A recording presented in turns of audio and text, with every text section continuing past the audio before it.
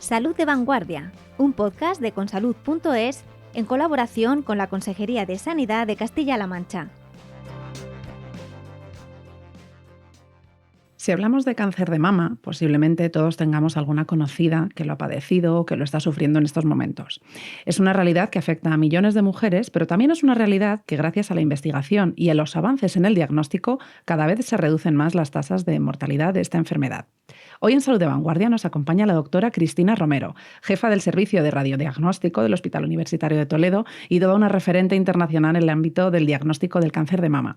Y con ella pues vamos a conocer los últimos avances en la detección de este tipo de tumores, así como los proyectos innovadores que están llevando a cabo en Castilla-La Mancha. Bienvenida, Cristina. Buenos días, bienvenida. Muchísimas gracias por la invitación. Es un honor. El placer es nuestro.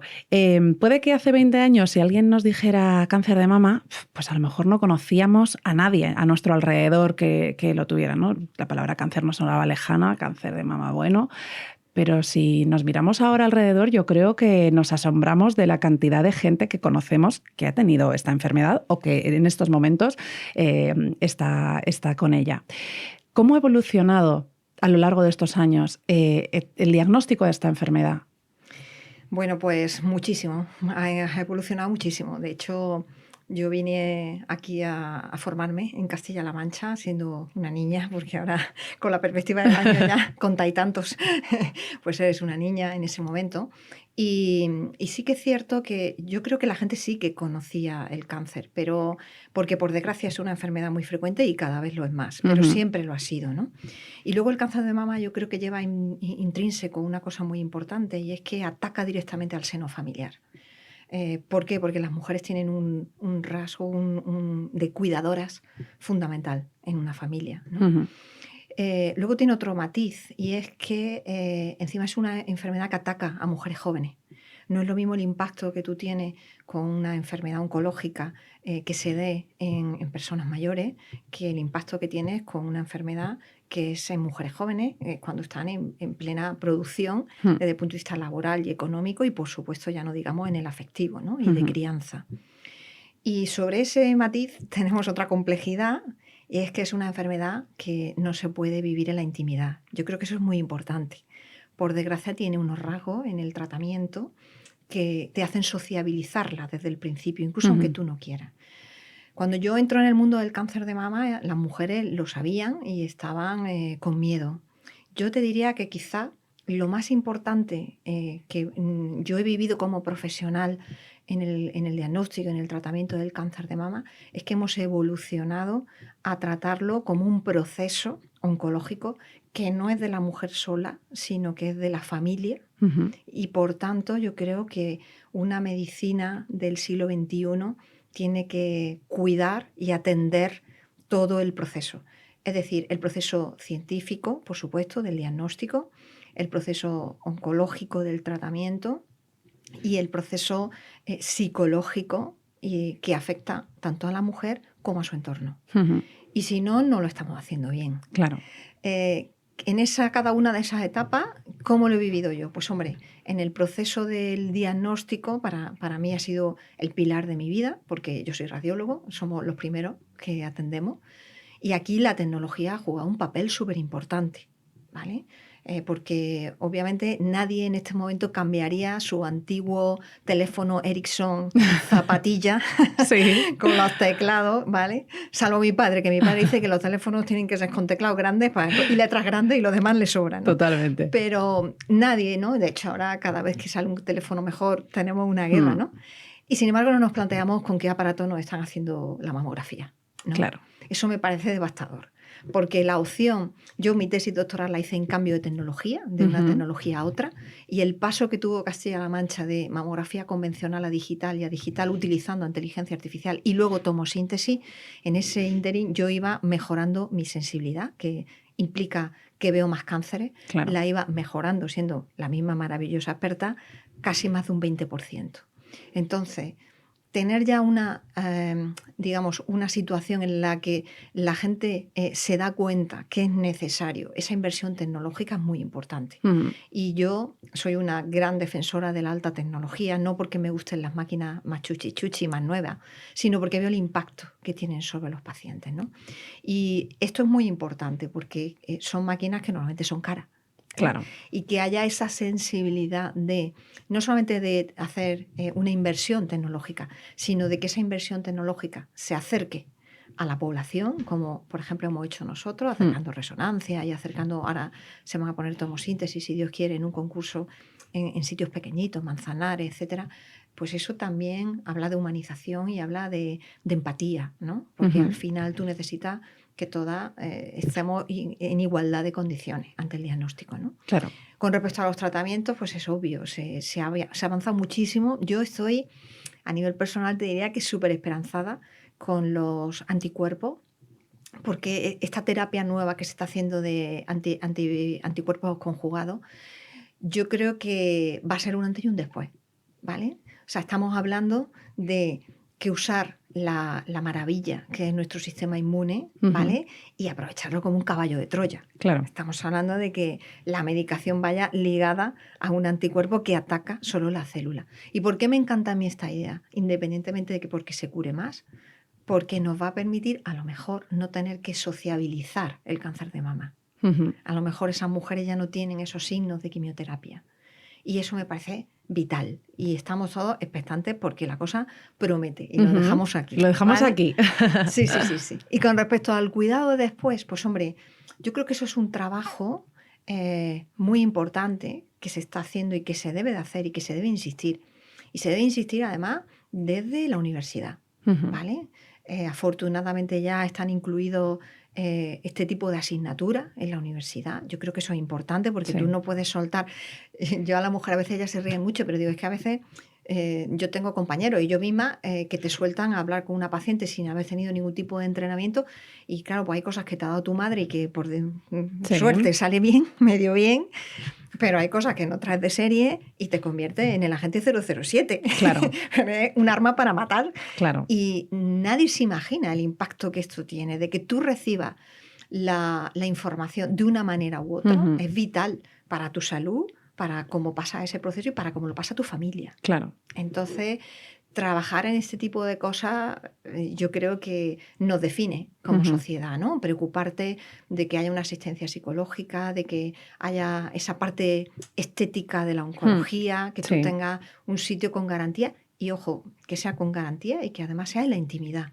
Eso lo tenemos que respetar. Claro, que sea un abordaje al final 360. Total, claro. Total. Yo creo que eso es lo que hace y luego pues será, como yo digo siempre, lo que tenga que ser, ¿vale? Luego será lo que tenga que ser, ¿no?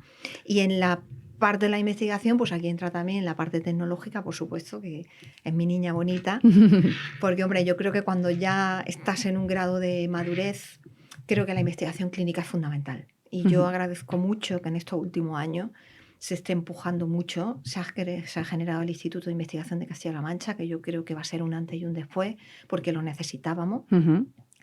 Y yo creo que es necesario que los clínicos nos sumemos a esa investigación, porque en el fondo somos los que estamos en primera línea y somos los que vemos las necesidades, ¿no? Los que estáis frente a frente con los pacientes. Claro, y ahí es un poco donde nace pues todo el ruido este y el enredo que yo me traigo entre manos, ¿no? Si nos ponemos por el principio, y el principio de un cáncer de mama es el diagnóstico, y se ha visto a lo largo de los años que lo vital, lo fundamental y lo imprescindible es un diagnóstico precoz. Yo creo que para ello no hay mujer a la que no le diga hasta a partir de los 40 mamografía y que pensemos en ese pecho aplastado por una máquina, que a todos nuestras madres nos han dicho eso es dolorosísimo, qué horror, hoy me toca irme a hacer esto. Eso tiene que cambiar y ha cambiado, ¿no? Bueno, me encanta esta pregunta, que es su amiga, ¿eh? Tú has estudiado. A ver, lo primero que tengo yo que decir es que la mamografía es maravillosa, tiene su importancia y yo no quiero denostar la mamografía para nada porque, entre otras cosas, no puedo. Ojalá en un momento pueda, pero ahora mismo no se puede, ¿vale? Pero obvio es que es muy mejorable. ¿Vale? El problema de la mamografía no en sí, que también, esa es la salsa, ¿no? El tema de que te apriete la mama, ¿no? Yo creo que la mamografía, el problema fundamental es que radia. Entonces, ¿Qué problema tengo yo con esto? El problema lo tengo en que cuando tú haces una prueba médica de cualquier tipo sobre una paciente que tiene un problema de salud, yo me noto un bulto, me duele la cabeza, tengo piedra, tiene que haber un equilibrio entre el beneficio que la mujer obtiene, ¿vale? Y el perjuicio que tú le estás haciendo. Esta es la base fundamental, ética de la medicina, ¿no? Con el cáncer de mama es una enfermedad tan importante, ¿vale? Que esa radiación, que además ahora en los aparatos de alta tecnología tengo que decir que es mínima para serenar a la población. Yo creo que esto es muy importante, ¿vale? Porque no podemos llegar aquí y salir en redes diciendo que ya no se van a hacer mamografías en Toledo. Eso me generaría un problema tremendo, ¿vale? Además son necesarias. Claro, son necesarias entonces, si queremos hacer un seguimiento y una prevención. Obvio. Otra cosa distinta es que tú te plantees que hay un entorno que es la prevención, en que tú, que eres una mujer absolutamente más sana y guapísima, de paso lo digo, yo te invito al hospital a hacerte algo para demostrar que realmente eres sana o para llegar cuanto antes. Claro. ¿Vale? ¿Y qué sería lo ideal en esa prueba? Lo ideal sería como otras pruebas que tenemos, cuando nos hacen, por ejemplo, las citologías vaginales, que eso es algo que las mujeres entienden perfectamente, ¿vale? Esa prueba es totalmente inocua y es perfecta. Es la prueba que se pone siempre como ejemplo, ¿no? Pues porque sensibilidad 100%, especificidad también, ¿vale? O sea, acertamos si decimos que es patológica y acertamos si decimos que es normal. Eso es la traducción. Pero en la mama no pasa eso. En la mama no pasa eso porque yo ya voy limitada con una prueba que hace daño. Claro. Entonces, no es un tema de dinero, como mucha gente se cree, ¿no? Es un tema de tengo que hacer un balance, lo que he dicho, entre el beneficio que tú obtienes con esta prueba y lo que te estoy perjudicando. Y eso hace de manera inmediata que el criterio fundamental sea la edad y hace de manera inmediata que haya mucha población que se queda fuera. Incluso que no se pueda hacer a una temporalidad como la que quisiéramos de frecuencia. Claro. Con esto en la cabeza y con la era de la inteligencia artificial es cuando yo empecé a buscar una solución diferente. Empecé a buscar la posibilidad de encontrar una prueba inocua, o sea, pues un test de sangre oculta en heces, que hacemos para el colon, pero para la mama, ¿vale? Y afortunadamente, y porque el destino quiso que fuera así, en una charla que yo di en Viena en un congreso de inteligencia artificial, un italiano me cuenta que él ha hecho un dispositivo en su tesis doctoral con Oxford, en el cual se ha generado una antena que solo da microondas. Microondas a la gente le puede asustar un poco porque parece que te van a calentar la mama, pero no. La microonda es la onda del teléfono móvil, pero 1000 veces más pequeña. O sea, es como si te pones un teléfono móvil en la mama que te está dando una onda 1000 veces menor que la que recibimos ahora mismo en la oreja, claro, por decirlo así, ¿vale? Bueno, entonces cuando me contó este proyecto, pues me entusiasmó, como no podía ser de otra manera. Recuerdo que hablé con él y yo tengo una anécdota porque él me dijo, oye, ¿y tú aceptarías esta máquina en Toledo? Ah, pues sí. Yo cuando veo pasar la oportunidad allí que me subo. Claro. Pero claro, cuando yo venía pensándolo en el avión, yo decía, yo creo, Cristina, que te has pasado de entusiasta, porque claro, cuando yo vaya a mi hospital y cuente todo esto, en un hospital que en ese momento no había una infraestructura de investigación, que por eso empezó por ahí con el Indiscan, pues es muy complejo, porque los proyectos europeos pues son complejos. Y yo dije, bueno, lo máximo que puede pasar es que me baje en último momento, ¿no? Y no solamente no me bajé, ahí nació MamoScreen, no solamente no me bajé, sino que arrancamos este proyecto europeo con mucho esfuerzo por parte del hospital y por parte de todos, porque se vio esta oportunidad mágica y nos encontramos con que salió el COVID.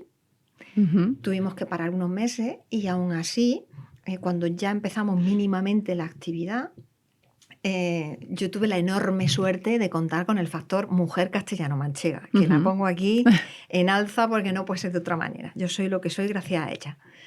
Y entonces, pues entre nosotras, pues utilizando amigas que estaban en los medios de comunicación, utilizando gente que me conocía, pues empecé a decir, oye, yo tengo este proyecto, nos quedan solo 5 meses, en principio eran 2 años, nos quedan 5 meses, esta es la idea y quien quiere y pedir voluntaria. Claro. ¿Y cuál fue mi sorpresa? Que sacamos 300 mujeres. Mi sorpresa y la sorpresa de todos los europeos, porque se habían caído los alemanes, los portugueses, los italianos. Y claro, ese proyecto, afortunadamente para todas, fue con datos castellano-manchegos. Y eso permitió que, a raíz de lo que aprendimos, nos dieron un segundo proyecto europeo con más dinero todavía, encuadrado en un Horizonte 2020, que son, para explicárselo a la gente, unos proyectos europeos cuyo fin tenían el de grandes ideas que afectaran, las condiciones eran que afectaran a la población europea en oncología y en prevención, que fueran enfermedades potencialmente curables, como ahora pasa con el cáncer de mama, y que fueran innovadoras, ideas en empresas pequeñitas que muchas veces no tienen acceso a desarrollar esa idea porque no tienen dinero, ¿no? Entonces esto permite un networking y permite conseguir esa financiación y hacer el desarrollo de esa idea. Gracias a ello se hizo un proyecto que fue el RadioSpin, fue el segundo europeo que yo hice. Esto te estoy hablando del 99 para acá, o sea que fíjate si nos hemos movido, ¿no? Y ahí desarrollamos en un consorcio europeo que había empresas como Thales, por ejemplo, que es un pedazo de empresa.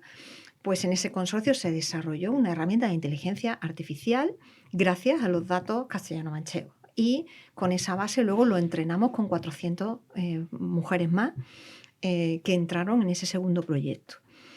Y con todo eso pues ya nos lanzamos y sacamos lo que es el MammoScreen, que es el proyecto de ahora. Está encuadrado en un horizonte, Mission on Cancer, que se llama, y es el desarrollo de esta idea, ¿no? Y es un dispositivo en el que tú te tumbas por abajo, ya tenemos optimizadas. Las secuencias empezaron por 25 minutos por mama, ahora estamos en 5. Y la verdad que a las mujeres tampoco les importaba porque, como tú dices, es muy confortable, no comprimimos la mama, no la tienes que sumergir en nada, simplemente ponemos una musiquita relajante, una mama y otra y os vais.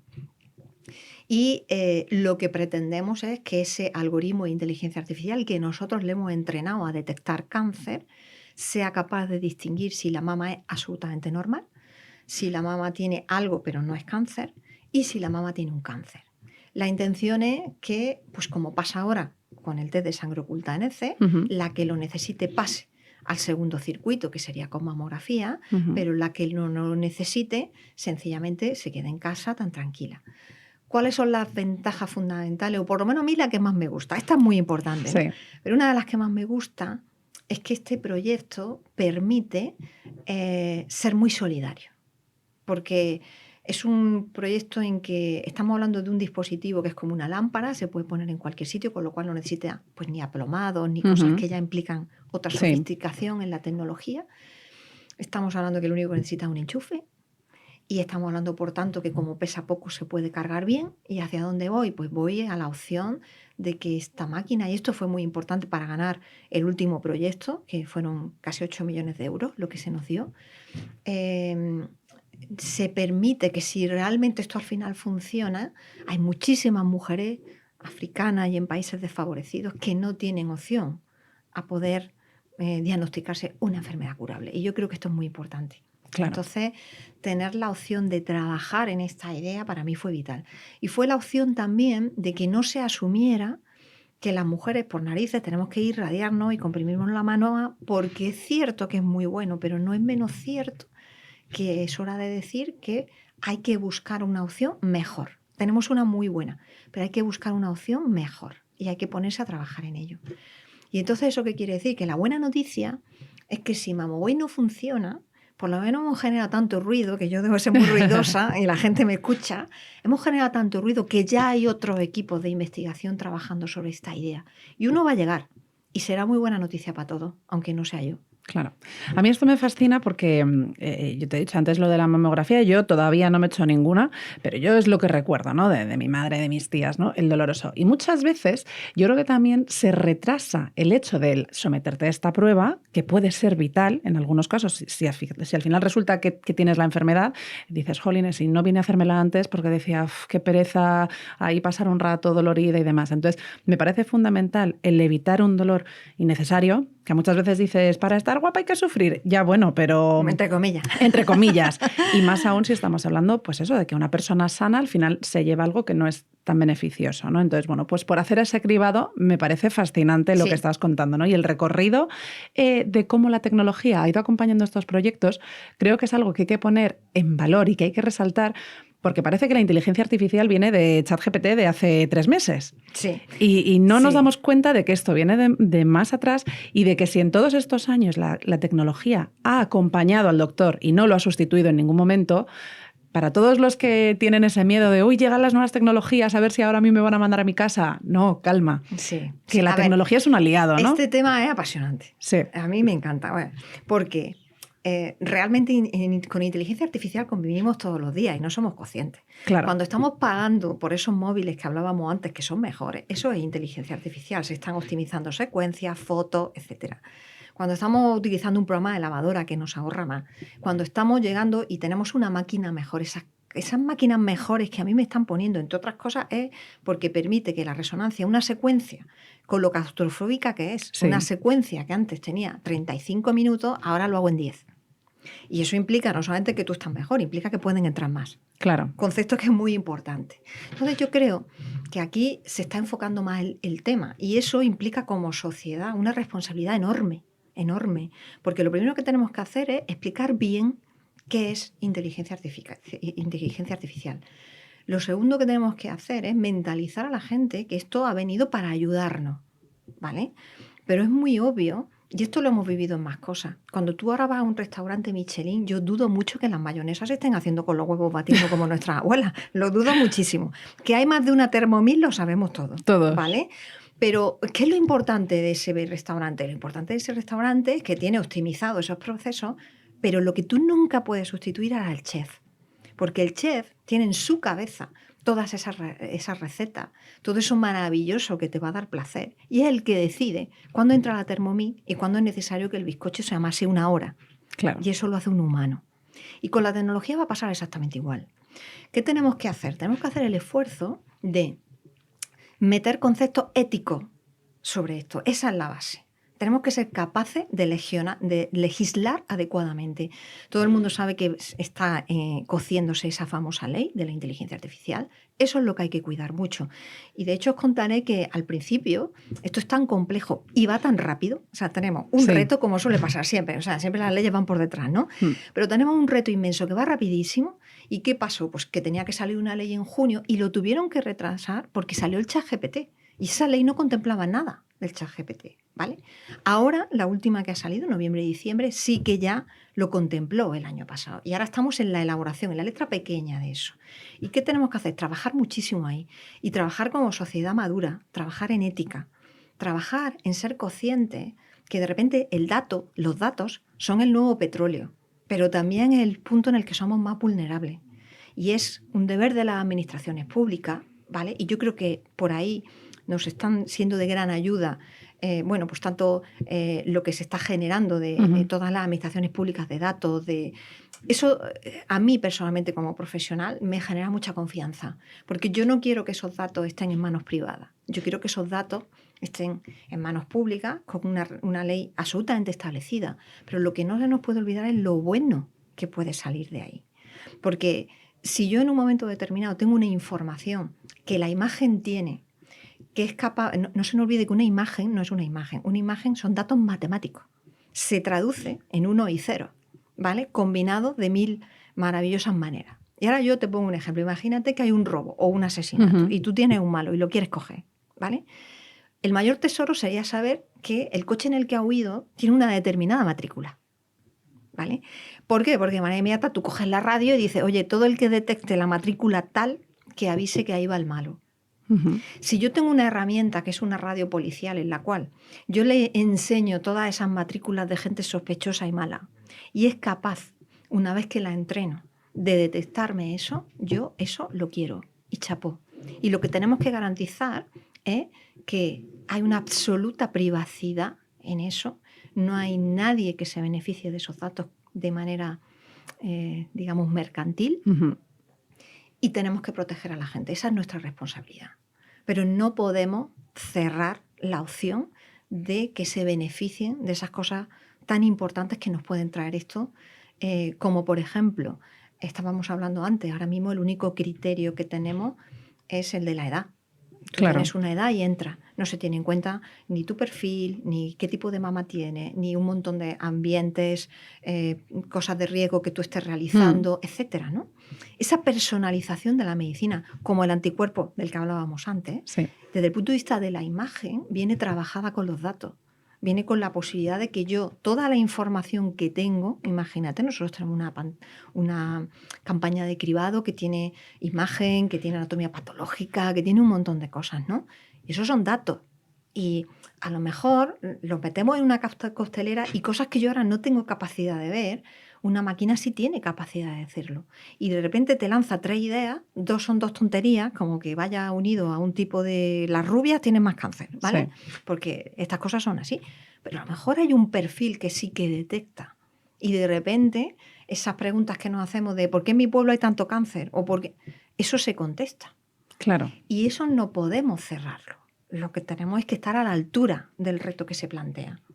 Además, y eso implica mucha información y mucho conocimiento y mucho trabajo en equipo, ¿eh? Claro. Porque aquí vamos a necesitar abogados, gente experta en ética, médicos que trabajen con esto y expertos, informáticos, expertos, ingenieros. Esto es un reto como sociedad. Yo creo que hoy en día este es el reto.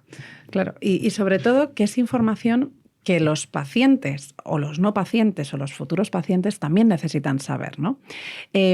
Has comentado al principio que uno de los puntos más importantes en esta relación del cáncer de mama es un poco la relación médico-paciente, la humanización, que por suerte, como has dicho también, ya se está viendo en las universidades, ¿no? Ya hay clases de, oye, cómo tienes que enfrentarte a un paciente para dar determinada información o determinados diagnósticos. ¿Cómo ha evolucionado esto realmente? Yo creo que muchísimo, porque de hecho yo cuando hice la carrera no tuve absolutamente ningún tipo de información sobre esto.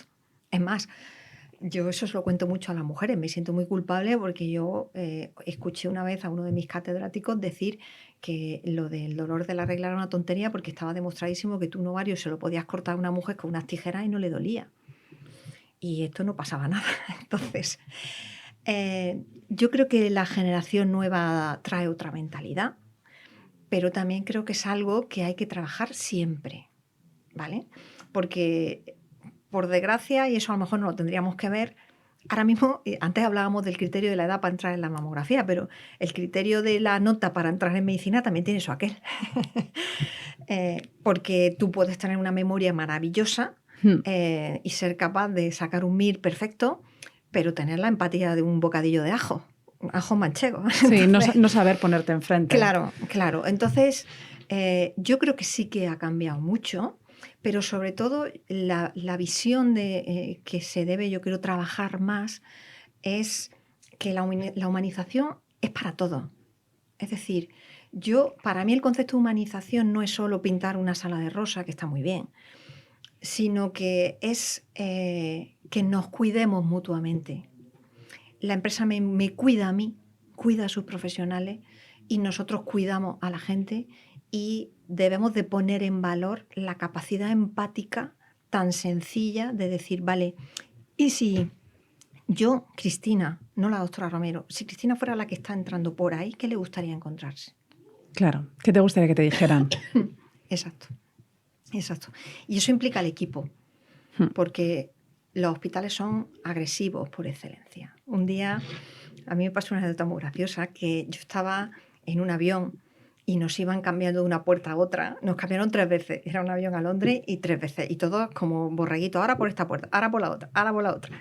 Y de repente una pareja mayor que iba delante mía, iba el marido muy cascarrabias, protestando mucho, y de repente va y le dice a la mujer, vamos a ver, cariño, a ver si nos aclaramos. Hay 2 sitios donde tú vas, obedeces órdenes y punto. Una son los aeropuertos y otra los hospitales. Tal cual. Y yo me quedé así y digo, jolines, la frase que acaba de decir esta mujer, ¿no? Entonces lo que se trata es que esa experiencia no sea agresiva, ¿no? Por ponerte un ejemplo, ¿no? Si yo tengo una campaña de cribado, ¿no? Y la tengo incluida en el hospital, pues si tú entras y la sala es agradable y tú entras y de cada 100 mujeres, más o menos por cuenta, se hacen 100 mamografías, solamente 4 van a necesitar un reestudio y de ahí solo pillamos un cáncer. Eso quiere decir que hay 96 mujeres que ese día vienen que solamente contactan con las instalaciones y con la técnico. Si yo no me preocupo de que esas técnicos, ¿vale?, sean empáticas, entiendan sus miedos, entiendan su filosofía, hablen con ellas, porque a veces pasa que ellas están haciendo la mamografía y de repente entran y me dicen, oye, doctora, yo hablaría con esta porque mira, me ha dicho esto. Claro. Si tú no tienes a la gente implicada así, si no empezamos todos desde que el celador que te recibe a tener esa mentalidad, no hemos hecho nada. Entonces, La humanización es para todos. Es una asignatura que tenemos todos. Los tenemos en todos los trabajos. Lo que pasa es que aquí estamos hablando de un ambiente especialmente vulnerable. Claro. Y además es un ambiente en el que nos pueden preocupar a lo mejor cosas que no, pues tú puedes tener una paciente a la que su mayor preocupación sea a lo mejor la caída del cabello o si se va a poder seguir maquillando, y otra paciente que su preocupación sea si de repente tiene una metástasis brutal. Y no por eso es menos importante lo uno de lo otro. Y ahí está esa empatía, ¿no? Y es el saber ponerte. Sin duda. Y el saber acompañar también, que también lo hemos dicho antes, ¿no? A la familia. Que la familia también entienda que no es solo una enfermedad. ¿Te duele a ti la espalda? Pues es tu problema. No, que esto es de todos, ¿no? Y que aquí tenemos que ir todos de la mano. No, y sobre todo que tú al final estás perdiendo un miembro de tu familia que está afectado por una enfermedad que puede ser mortal. Claro. Entonces, claro, el boom que se genera sobre esa atmósfera es tremendo. Muchas veces las mujeres me dicen, Jolines, doctora, es que yo hace 10 minutos estaba preocupada porque no llegaba la hora de la salida de mi hija, que tengo que ir a la guardería, que mi marido hoy no ha querido ir, que pitos, que loros, que la lavadora, que mi prima, que llevo una mañana, y de repente tú le dices, espera, vamos a hablar un momento, que hay este problema, y ves que se transforman y dicen, pero ¿de qué estaba yo preocupada? Claro. ¿Vale? Y esa transformación a lo largo del día se va produciendo en toda la familia. Las madres no entienden que sus hijas se pongan enfermas. Hay muchas hijas que no quieren que se enteren sus padres porque no quieren hacerlo sufrir, porque a lo mejor las están cuidando, están mayores. Hay mujeres, todas, te diría que todas. Yo todavía no me he encontrado ninguna mujer que no piense en su hijo, nunca hablan de ella, nunca dicen, doctora, me voy a morir. Ellas lo que dicen es, por Dios que tengo un hijo, por Dios que mis padres, por Dios que mi casa, por Dios que mi marido. Todas las mujeres. No tengo ni la muestra de una mujer que haya hablado de ella, porque todas funcionan así. Entonces, ¿cómo es posible que una enfermedad que ataca así no cuide el entorno? Si eso se retroalimenta. Yo muchas veces le digo, es que os tenéis que cuidar mutuamente. Claro. Porque si ella está viendo sufrir a su marido, sufre el doble. Pero ella también necesita su espacio de llorar. Claro. ¿Y dónde llora? Entonces, estas son las preguntas que hay que hacerse, porque en eso también hay que acompañar. No solamente en el que el diagnóstico sea fantástico, que por supuesto, ¿vale? Eso ya por añadidura, ¿no? Lo doy por hecho. Y tenemos que trabajar, porque siempre hay cosas que mejorar. Pero yo creo que lo otro es tan importante porque esa parte viene con ella. Claro. La parte psicológica viene con ella.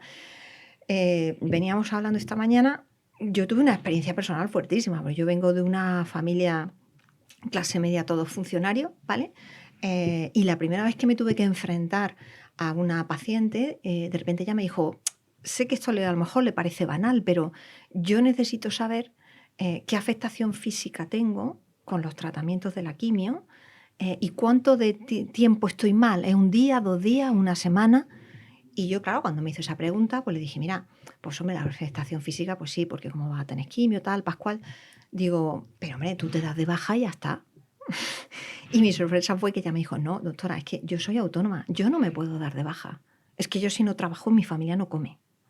Claro. Claro, yo me quedé pasmada. Porque en ese momento yo dije, ¿qué es esto? Eso no había entrado nunca en mi entorno. Pero ahí estaba yo dándole un consejo a una mujer que ella no podía seguir.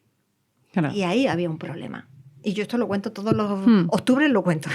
Pero esto hay que solucionarlo, ¿no? Porque al final pasan esas cosas. Si tú tienes un trabajo de cara al público y eres la presidenta, la ministra, al final tienes una serie de cosas que no lo puedes vivir en la intimidad. Entonces, cuando una enfermedad no se puede vivir en la intimidad, por supuesto que tiene que haber una ley al olvido, me parece fenomenal, porque es cierto que al final siempre te sacan esto a colación y tienes muchos problemas, me parece básica, pero también me parece importante que esto lo tengamos en cuenta, porque esas necesidades se las tenemos que dar cubiertas. Es más fácil para nosotros indicarle un sitio donde ellas puedan ir y puedan tener información adecuada, ¿vale? Que para que ellas se pongan en redes y busquen. Claro. Con lo cual cambia totalmente el perfil de los médicos, ¿eh? Claro. Cambia totalmente. La relación con ella, la comunicación ahora, el sitio donde tú puedas beber de informaciones y de fuentes y de cosas que sean realmente legítimas, a mí me parece básico. Claro. Y eso, entonces estamos hablando de habilidades de comunicación para los médicos. Ya estamos entrando en un entorno distinto. Lo de la humanización ya es lo mínimo que se nos puede pedir.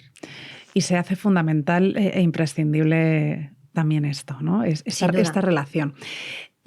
Al igual de imprescindible es, como has también comentado antes, que sin inversión esto no es posible, ¿no? Entonces, sin un apoyo institucional esto no es posible. Cuando has comentado, yo me monté en un avión diciendo, ¿cómo voy a llegar yo al Hospital de Toledo a decir que traigo aquí esta tecnología? Bueno, pues yo creo que hay que agradecer también ese apoyo institucional, en tu caso, el de Castilla-La Mancha, y la inversión que está haciendo en estos aspectos, ¿no? Sin duda, sin duda. Yo... claro, ten en cuenta más que el impacto sobre mi especialidad es total, es lo que estábamos hablando antes, ¿no? Entonces yo creo que se ha hecho un trabajo, y de bueno es de agradecer, ¿no? Se ha hecho un trabajo muy importante en inversión tecnológica. Yo creo que hay que seguir por ese camino, porque bueno, cada vez salen cosas más complejas, necesitamos robots quirúrgicos, bueno, ahora se va a poner un quirófano híbrido. Son cosas que el impacto tan grande que tienen sobre la sociedad hay que ponerlo en valor. O sea, no son caprichos nuestros, son realmente necesidades, ¿no? Y yo entiendo que esto es como todo, también en una familia pues tú puedes necesitar algo fantástico y que no te lo puedas comprar, ¿no? Claro. Pero de alguna manera sí que es verdad que hay que tener ese concepto, que yo veo que esa sensibilidad sí que se me ha dado en mi entorno, ¿vale? Porque yo soy una persona muy de ideal, vamos a meter esto, fui la primera persona que metió tomosíntesis en España en un cribado y se me permitió, ¿no? Con más miedo que vergüenza, Claro. porque ya había mucha evidencia, pero ese paso de confianza, de que tú te sientes en una mesa y digas, ¿cuánto dinero tenemos? Vamos a apostar por esto, te lo apoyo en esto, ¿vale? Hay una evidencia científica de esto y aunque tengamos que hacer un esfuerzo, esto va a tener una compensación. Ese trabajo en equipo que se hace y de que te escuchen, luego lleva consigo unos beneficios, como pasó en nuestro caso, de una reducción del 20% de la mortalidad, ¿no? Yo creo que estas cosas impactan y ayudan. Es necesario, y vuelvo otra vez, el trabajo multidisciplinar y es necesario esa sensibilidad por parte de las autoridades. Y otra cosa es que luego el presupuesto solo permita, pues como en las casas. Claro. Este año toca una falda para tu hermana, el año que viene los zapatos del otro, ¿no? Bueno, pues ya está, ¿no? Pero asegurarnos que ese plan existe, ¿no? Claro. Yo en eso me siento afortunada, la verdad. Me siento afortunada y así me lo comunican muchas veces también mis compañeros, ¿no? Porque, por ejemplo, yo incorporé ingenieros dentro de mi equipo de investigación y entonces la primera charla que dio el ingeniero conmigo, pues claro, para un hospital, estamos hablando de Toledo, ¿no? Eso lo tiene la fe y a mí me da muchísima envidia, pero claro, que de repente tú salieras y dijeras eso, pues yo oía a la gente rumoreando en la sala, jolines con Toledo, ¿no? Bueno, sacando pecho. Pues claro. Que sí. Yo creo que eso es importante, ¿eh? O sea, es cierto que tenemos muchos problemas, como todo. Yo tengo 1000 peleas todos los días, ¿no? Pero sí creo que también hay que agradecer la parte buena que tenemos, porque si no, no vamos a ningún sitio, ¿no? Totalmente. Para terminar esta charla, ¿qué le diría a esas mujeres que están ahora mismo atravesando un cáncer de mama o a las que a lo mejor en breve les llega ese diagnóstico? Pues yo lo que les diría es, esto es un proceso en el que tenemos que ir de la mano, en el que se tiene que apoyar en sus profesionales, pero también en su familia, que por una vez en su vida tiene que ser egoísta y no pensar en los demás, pensar en ella, quererse mucho y que tenga claro que esto es un túnel y hay luz fuera del túnel. Que no se preocupe en absoluto, que hay un montón de gente que la quiere mucho, que le va a coger de la mano y la va a sacar de ahí.